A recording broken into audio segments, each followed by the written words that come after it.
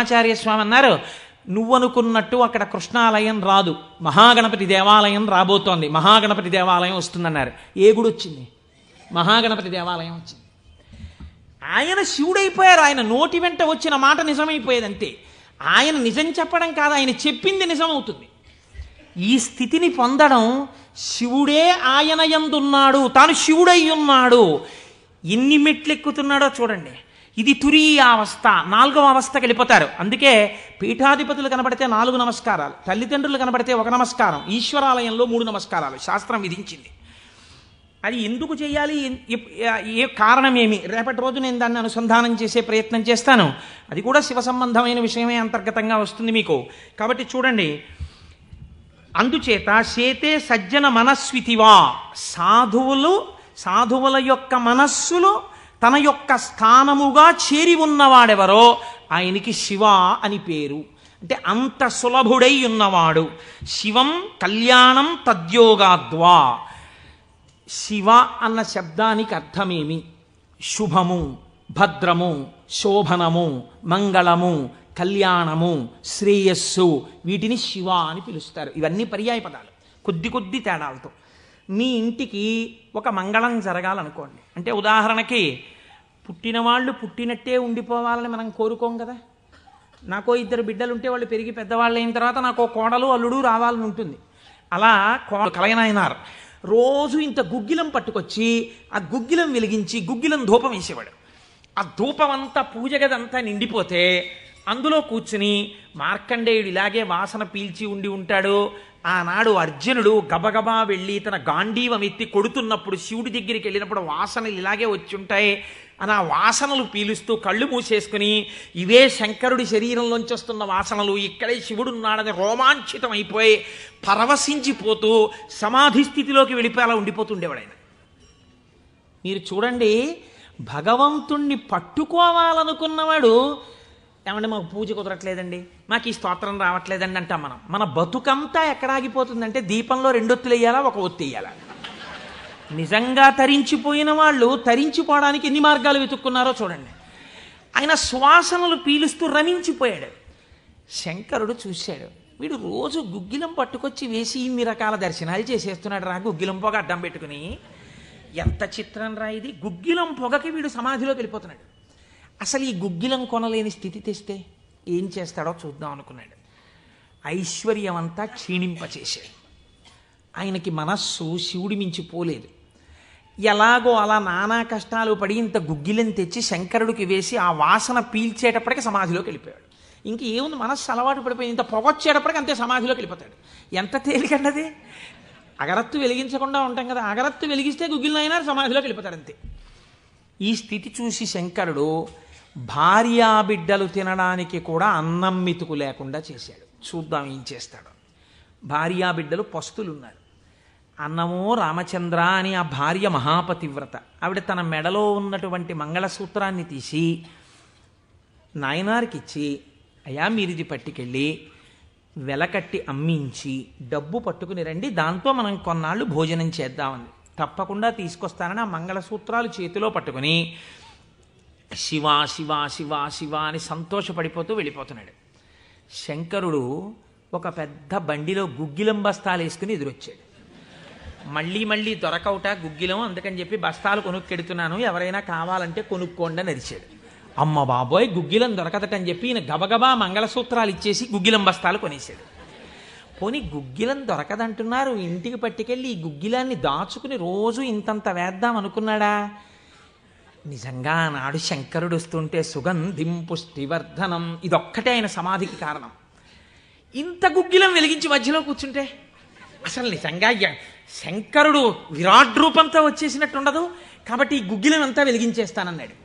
ఇంట్లో వెలిగించేస్తే బాగుండదు, పొగలు వచ్చేస్తాయి. ఓ గుళ్ళోకి పట్టుకెళ్ళి వెలిగించేస్తే బాగుంటుందని ఈ గుగ్గిలం అంతా వేసుకుని ఓ గుడికి పట్టుకెళ్ళి ఈ గుగ్గిలం అంతా వెలిగించేసి దాని మధ్యలో కూర్చొని సమాధిని పొందేసి, కడుపులో ప్రేగులు నకనకలాడిపోతున్నాయి, తెలియదు, ఆకలి తెలియదు, శరీరం నీరస పడిపోయింది, శరీరం అంతా నొప్పులు పెట్టేస్తోంది, తెలియదు, ఇంట్లో భార్య బిడ్డలు శోషించి పడిపోయే స్థితి వచ్చింది, తెలియదు. ఆ పొగ మధ్యలో సమాధి స్థితిని పొందాడు. ఇప్పుడు నా భాషలో చెప్పాలంటే భగవంతుడు ఓడిపోయాడు. పరీక్ష పెట్టగలడా ఇహ? ఏం పరీక్ష పెడతాడు? కాబట్టి చూడలేకపోయాడు ఆయన. అమ్మ బాబోయ్, ఇదెక్కడ భక్తి రాని గబగబా కుబేరుణ్ణి పిలిచాడు. కుబేరా, ఇలా నా పక్కన ఎన్నాళ్ళు నించుంటావు? నాకేం అవసరం లేదు. అడిగో మహానుభావుడు చూసావా, గుగ్గిలం పొగ మధ్యలో కూర్చున్నాడు పెళ్ళం మంగళసూత్రాలు అమ్మేసి. వెంటనే వెళ్ళి ఆయన ఇంటిని బ్రహ్మాండమైనటువంటి అంతఃపురంగా మార్చేయి, భార్యకి బిడ్డలకి భూమండలంలో లేనంత ఐశ్వర్యాన్ని ఇచ్చేయి, ముందు ఉత్తరక్షణం వాళ్ళకి షడ్రశోపేతమైన భోజనం పెట్టు అనేటప్పటికి వాళ్ళ ఇల్లు మారిపోయింది, షడ్రశోపేతమైన భోజనం వచ్చింది. అయ్యో భర్త గారు ఎక్కడికి వెళ్ళారో అనుకుంటోంది ఆవిడ. అశరీరవాణి వినపడింది. అమ్మా, నీ భర్త భక్తి ముందు లొంగిపోయాడమ్మా, శంకరుడు మహదైశ్వర్యం ఇచ్చేశాడు నీకు. ఆయనో అన్నం తిందామన్న ఆలోచన లేదు, ఆ గుగ్గిలం పొగలో కూర్చునున్నాడు. ఇలాగా కూర్చునుంటే ఇప్పుడు ఎవరు మాట్లాడాలి? ఒరే నాన్న అన్నం తినరా అని. అమ్మా నాన్నగారు కోరుకున్న కోరికోటి ఉంది, నువ్వు ఎలా అయినా డాక్టర్ అయిపో. ఇంజక్షన్ చేసేసారు ఆ పిల్లకి. 3 ఏళ్ళు అయిపోయినా, 4 ఏళ్ళు అయిపోయినా, 21 ఏళ్ళు వచ్చేసినా, ఇప్పుడు నేను MBBS చదివితే రేపు పెళ్లి కొడుకు దొరుకుతాడా అని కూడా చూసుకోకుండా తల్లిదండ్రుల కోరిక తీర్చడం కోసమని వ్యగ్రతతో చదివేసిన పిల్లలా ఇప్పుడు ఆ తల్లిదండ్రులే వచ్చి చూసే అన్నం తినవేలా, చదవకే, ఆరోగ్యం పాడైపోతుంది అన్నట్టు ఎవడు పరీక్ష పెట్టాడో వాడే దిగొచ్చాడు. దిగొచ్చి ఎవడు? ఆ త్రయంబకం నిజంగా సువాసనలు వచ్చాయి. వచ్చి ఆనాడు మార్కండేయుడు బాహ్య స్మృతిని పొందాడు, ఈయన పొందలేదు. పొందకుండా కూర్చున్నాడు. ఇప్పుడు ఆ పరబ్రహ్మం ముట్టుకోవలసి వచ్చింది. ఇలాగా ముట్టుకుని కదిపాడు. ఓయ్ కలయా కలయా అని పిలిచాడు. పిలిస్తే ఆయన గభాలన బాహ్య స్మృతిని పొంది అబ్బా శంకరుడు వచ్చేసాడన్నాడు. నిజంగా కనపడితే ఇలా అరుపులు కేకలు ఉండవు. కందులంబట నీరు కారిపోతూ ఆ స్వామి పాదాల మీద పడిపోయి ఏ సుగంధిం పుష్టివర్ధనం అన్నాడు. ఆ సువాసన పీలుస్తూ అలా పడిపోయి ఉండిపోయాడు. శంకరుడు భుజాలు పట్టుకుని లేపి, ఒరే నాన్న, నువ్వు ఇంటికి వెళ్ళింత అన్నం తినరా, నా కడుపు నిండుతుంది, తొందరగా బయలుదేరరా నాయన, ఇక్కడ ఎన్ని నైవేద్యాలు పెట్టినా నాకు వంట పట్టట్లేదురా, నువ్వు ఇలా పడిపోతే తొందరగా వెళ్ళరా బాబు, నీకు ఎక్కడ లేని ఐశ్వర్యం ఇచ్చేశాను, కావలసినంత గుగ్గిలం వేసే, ముందు వెళ్ళి అన్నం తినన్నాడు. అప్పుడు ఆయన ఇంటికి వెళ్ళాడు. ఇంటికెళ్ళి షడ్రశోపేతమైనటువంటి భోజనాన్ని నాయనార్ స్వీకరించాడు. దీన్ని గుగ్గిల నాయనార్ అంటారు పెరియ పురాణంలో. ఎందుకంటే శివపురాణం చెప్పుకుంటూ నాయనార్ల చరిత్రని అనుసంధానం చేసి ఉత్తరాయణ పుణ్యకాలంలో నాయనార్ల గురించి వింటే పార్వతీ సహితుడైనటువంటి ఆ పరమశివుడు పొంగిపోయి పరవశించిపోతాడు. అందుకే లౌకికమైన ఉదాహరణలు మానేసి అవసరమైన చోట నాయనార్ల చరిత్రలే కలిపేద్దాం. ఇలా 63 మంది నాయనార్ల గురించి నేను చెప్పగలిగితే నా జన్మధన్యం అయిపోతుంది అని ఒక నాయనార్ని కలిపాను ఇవాళ. కనుక ఒకనాడు ఒక విచిత్రం జరిగింది. భక్తి అంటే ఎంత చిత్రంగా ఉంటుందో చూడండి.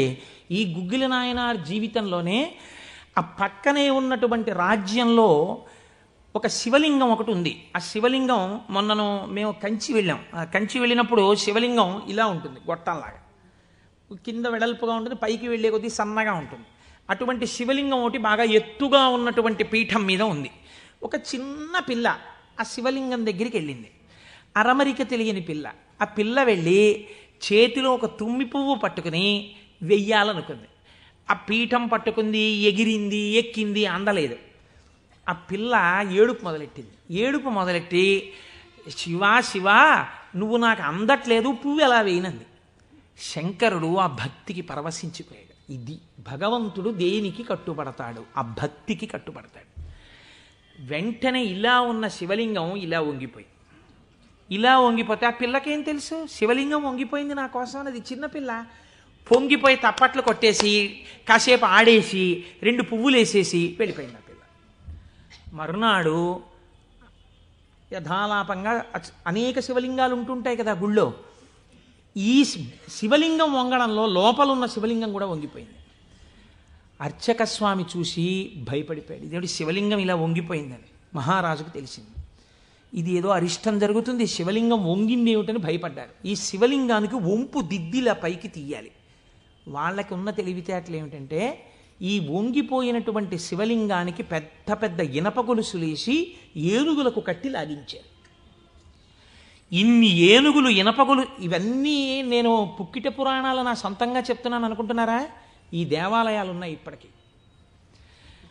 నా జీవితంలో ఈశ్వరుడు అనుగ్రహిస్తే ఎప్పటికైనా ఈ 63 నాయనార్ల శివాలయాలు దర్శనం చేయాలని నా కోరిక. ఈ వంగిపోయిన శివలింగాన్ని ఇనప గొలుసులో పెట్టి ఏనుగులు లాగుతుంటే గొలుసులు తెగిపోయాయి, శివలింగం వంపు దిద్దబడలేదు. ఇది ఎవరో గుగ్గిల్ నాయనారికి చెప్పారు. శివలింగం వంగిందిట, ఇనప గొలుసులేసి లాగుతుంటే గొలుసులు తెగిపోతున్నాయిట. ఆయన ఎంత బాధపడిపోయి కింద పడి ఏడిచి దొల్లేశాడు. శంకరా, మీ కంఠానికి ఇనప గొలుసులేసి ఏనుగులతో లాగారా? ఎంత ఒరిసిపోయిందో ఆ కంఠమని. అంతే, విన్న చోటు నుంచే పరిగెత్తి పారిపోయాడు పక్క రాజ్యానికి. పారిపోయి గుళ్ళోకి వెళ్ళి అన్నం లేదు, నీళ్లు లేవు, ఒగరుస్తూ ఒంటి నిండా చెమటలు పట్టుకుని, ఈశ్వర, మీకు జరిగినటువంటి అపరాధం నా శరీరమునకు పొందేటటువంటి ఖేదంతో పోవాలని మీ వంపు దిద్దడం కాదు, మీ వంపు దిద్దడానికి మీకు ఇనప గొలుసు లేచి లాగినప్పుడు మీ కంఠం నొక్కుకుని ఉంటుంది, ఆ శిక్ష నేను అనుభవిస్తానని ఒక గొలుసు, తన మెడలో ఉన్నటువంటి గొలుసుని శివలింగపు వంపుకేసి గట్టిగా లాగాడు, తన కంఠం ఒరిసిపోయి తెగాలని. తన కంఠం తెగలేదు, శివలింగం వంపు ఇలా పైకి లేచిపోయింది. ఆ వంపు దిద్దినటువంటి వాడు గుగ్గిల నాయనారు. ఇప్పుడు మీరు నాకు చెప్పండి, బ్రతికున్న నాళ్ళు గుగ్గిల నాయనారు ఏం చేశాడు డబ్బు సంపాదించడానికంటే ఎవ్వరికీ తెలియదు. ఇంట్లో పర్సులోంచి 10 రూపాయలు తీస్తే 1000 రూపాయలు మళ్ళీ ఇంకో రూపంలో వచ్చేస్తుండేవి. అంత చిత్రంగా ఆయన మహదైశ్వర్య సంపన్నుడై, అందుకే అంటారు శాస్త్రంలో, ఐశ్వర్యము కావాలన్నవాడు శివారాధన చెయ్యాలి. శివారాధన అపారమైన ఐశ్వర్య హేతువు. అందున దక్షారామం లాంటిదైతే గొప్ప భోగస్థానం కూడా. అంత ఐశ్వర్యంతో జీవిస్తూ శివభక్తిని విడిచిపెట్టలేదు. శివభక్తితో ఐశ్వర్యంలో ఉన్నాడు. అంత్యమునందు తేలికగా శరీరం విడివడి హాయిగా పరమశివుని యొక్క పాదములలో కలిసిపోయాడు. ఇప్పుడు మీరు చెప్పండి, అమరకోశంలో మహానుభావుడు అమరసింహుడు శివశబ్దానికి సజ్జనుల యొక్క మనస్సు రమించేటటువంటి స్వరూపము కలిగిన వాడు అని శివశబ్దానికి అర్థం చెప్పడంలో ఎంత గంభీరమైన అర్థం ఉందో మీరు చూడండి. శివశబ్దము సజ్జనుల యొక్క మనసు రమించు స్థానము. ఎలా రమిస్తుంది, దేనివల్ల? దానికి ఈ కారణం ఆ కారణం అని చెప్పడం కుదరదు. మీకు మనస్సుంటే, భక్తి ఉంటే ఒక్క కారణం చాలు. ఏదో ఒక కారణంతో శివుని యందు మనసు రమిస్తే వాడికి సమస్తమైనటువంటి ఐశ్వర్యము కలుగుతుంది. ఇహము నుండి పరము వరకు, మోక్షము వరకు పొందగలడు. కాబట్టి అటువంటి స్థితిని ఇయ్యగలిగినది. 3వ నిర్వచనంలో అంటారు, చేతే సజ్జన మనస్వితివా, సాధువుల యొక్క మనస్సు యందు తానుండువాడు. ఇప్పటి వరకు సాధువులు తమ మనస్సు శివుని యందు పెట్టారు. ఇప్పుడే స్థితి కెడతట. ఇదే భృంగీచ్ఛా నటనోత్కట కరిమదగ్రాహీ స్ఫురన్మాధవా హ్లాదో నాదయుతో మహాసితవపు పంచేషు బాణాధృత సత్పక్షస్సు మనోవనేషు నపునః సాక్షాన్మదీయే మనోరాజీవే భ్రమరాధిపో విహరతాం శ్రీశైలవాసీ విభుహో అని పిలుస్తారు శంకరాచార్యులు వారి శివానందలహరిలో. లోపల ఉండేటటువంటి హృదయ పద్మము పరిశుద్ధముగా భక్తి అన్న తేనెతో నిండి ఉంటే 2 గండు తుమ్మెదలు వస్తాయి. పార్వతీ పరమేశ్వరులనే గండు తుమ్మెదలు వచ్చి విహరిస్తుంటాయి అక్కడ తేనె కోసం. ఇప్పుడు ఎవరి మనస్సు నిరంతరము శివనామము పట్టుకుని రమించిపోతోందో, ఎవరు శృతి ప్రమాణము చేత పరవశించిపోతున్నారో అటువంటి వారి మనస్సు యందు పరమశివుడే వెళ్ళి చేరి ఉంటాడు. అంటే ఆయనే శివుడైపోయి ఉంటాడు. ఇది నోటితో చెప్తే చాలామంది అందుకుని ఉంటారు, కానీ నేను దీనికి కూడా ఒక ఉదాహరణ ఇచ్చే ప్రయత్నం చేస్తాను. చంద్రశేఖర పరమాచార్య స్వామి వారికి నడిచే దేవుడు అని పేరు. మహానుభావుడు, ప్రాతస్మరణీయులు. మొన్నట్నే మేము కంచి కామకోటి పీఠానికి వెళ్ళి స్వామివారి బృందావనం దగ్గర ప్రణిపాతం చేసి వచ్చాం. సమాధి అన్నమాట వాడరు పెద్దలు. సన్యసించినటువంటి వారిని సమాధి చేసిన చోట పైన తులసి కోట పెడితే బృందావని మీద పిలవాలి. ఇది బృందావనం అండి, చంద్రశేఖర పరమాచార్య స్వామి వారి బృందావనం అనాలి. అలా కాకుండా సమాధి మీద శివలింగం ఉంటే బృందావనం అనకూడదు, అధిష్టానము అనాలి. ఇది రమణ మహర్షి యొక్క అధిష్టానం అండి అనాలి. రమణాశ్రమంలోకి వెళ్ళారనుకోండి, మీరు ఇది రమణ మహర్షి సమాధనో రమణ మహర్షి బృందావనమనో మీరు ఉచ్చరిస్తే మీ యందు దోషం పడుతుంది. అలా అనకూడదు. ఇది రమణుల అధిష్టానము అని పిలవాలి. ఎందుకంటే దాని మీద శివలింగం ఉంటుంది కనుక. అటువంటి బృందావనం చంద్రశేఖర పరమాచార్య స్వామి వారి బృందావనం దగ్గర మేము మొన్న ప్రణిపాతం చేసి వచ్చే అదృష్టాన్ని పరమాచార్య స్వామి మాకు అనుగ్రహించారు. పరమాచార్య స్వామి ఒక మాట చెప్పుకుంటూ ఉండేవారు. ఆయన అనేవారు, నాకు ఎప్పుడైనా చీకట్లో వెడుతున్నప్పుడు ఒక విగ్రహాన్ని చూస్తే నా బాధ్యత నాకు గుర్తొస్తుందనేవారు. ఇదండి రమించడం అంటే, ఇది శివుడంటే. మామూలుగా మాట్లాడడం, ఇలా ఉపన్యాసాలు చెప్పడం గొప్ప కాదు.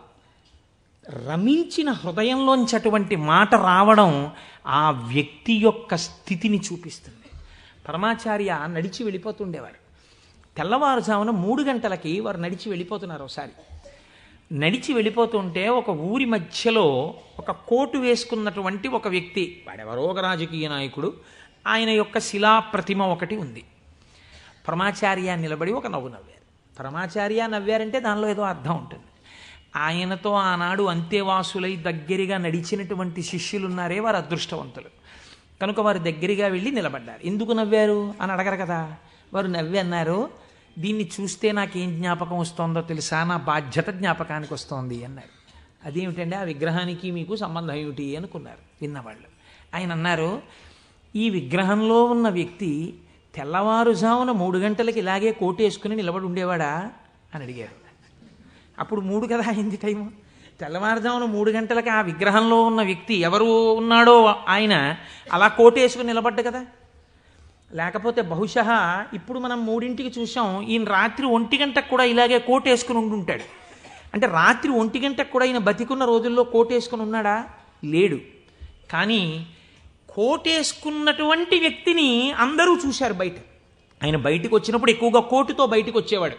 కాబట్టి ఇప్పుడు ఆయన్ని చూడగానే రాత్రి చూసినా, పగలు చూసినా, ఉదయం చూసినా, సంధ్యవేళ చూసినా ఆయన జీవితంలో సాధించిన విషయాలు జ్ఞాపకానికి వచ్చి, అందుకు ఆయనకి ఇటువంటి శిలాస్తూపం పెట్టారు అని జ్ఞాపకానికి వస్తుంది. నేనెవరో తెలుసా? పరమాచార్య చెప్పిన మాట.